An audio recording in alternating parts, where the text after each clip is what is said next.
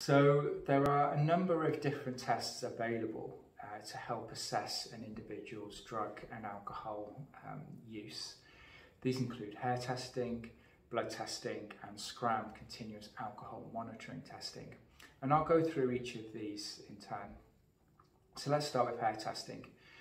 So hair analysis can be used to help assess drug use and chronic excessive alcohol consumption.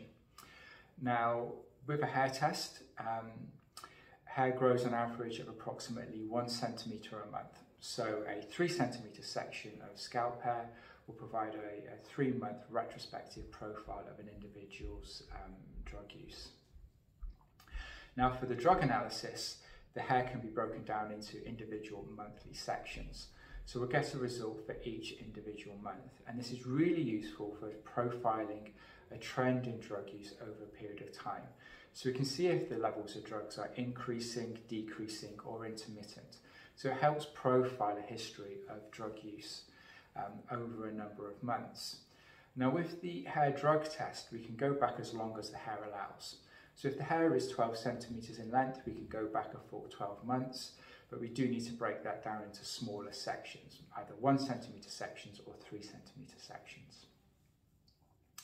Now, in terms of the hair alcohol test, again, we work on a 1 centimetre a month basis to provide an approximate time period. But with the hair alcohol test, the maximum time period that we can cover is up to 6 months. And this is due to the stability of the hair alcohol markers in hair after a 6-month period. So with the hair alcohol test, this is an overview analysis looking for the whole 3 or 6 month period, for example. And the hair alcohol test can't be broken down into individual monthly sections.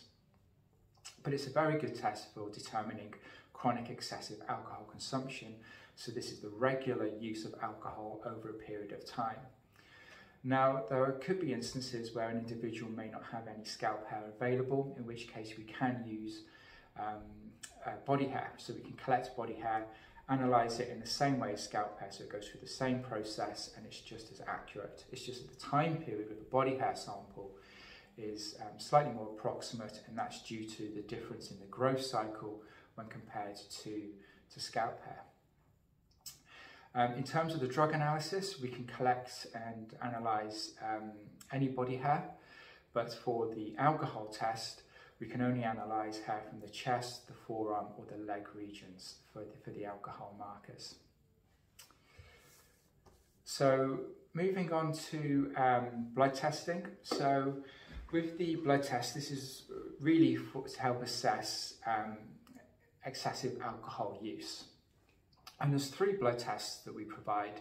So this is liver function testing, carbohydrate deficient transferrin testing, which is CDT, or phosphatidylethanol testing, which is PEth. Now, the liver function test is just a snapshot in time. So at that moment in time, it helps assess any potential damage to the liver through alcohol use. So we look for a number of enzymes that could be elevated in the blood from the liver that can help indicate chronic excessive alcohol consumption. So it's used as a corroborative test alongside the hair. The CDT, which is the carbohydrate deficient transferrin test, and the PEth test are really looking at the past 2 to 4 week period.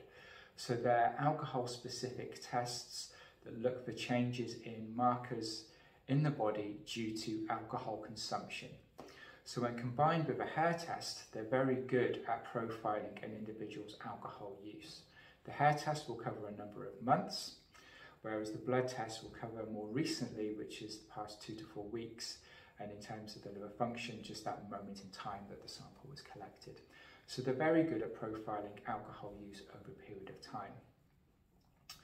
Now, the SCRAM continuous alcohol testing is very good at monitoring an individual's alcohol use subsequent to the device being fitted to the individual.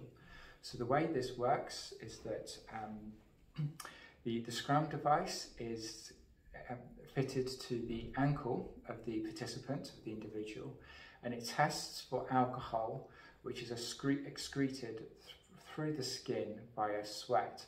So it tests for alcohol every 30 minutes of every day that the bracelet is worn.